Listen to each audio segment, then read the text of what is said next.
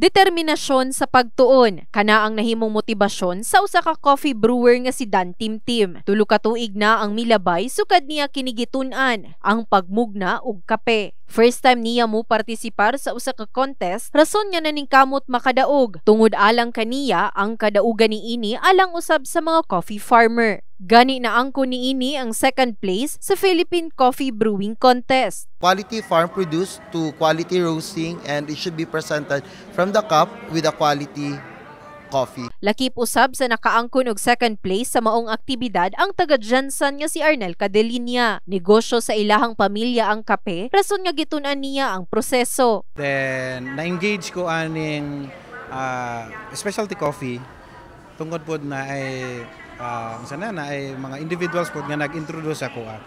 So since 2017 hantod karon naging advocate na nako ang roasting quality coffee o mga specialty coffees. Mensahe na lang nila sa gustong mag-apil og coffee competition nga padayong magtuon ug i-develop pa ang kapasidad. So learn, then brew, then until you taste if it's it has a good characteristic of cup. Pag-roast sa coffee, di lang siya basta mag-roast.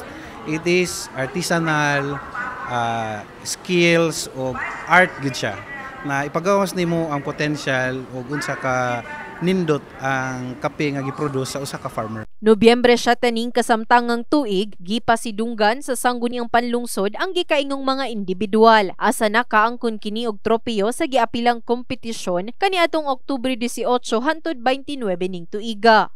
In the heart of changing lives. Kini si Brigada Liza Labajo sa Brigada News Jansan. Brigada News.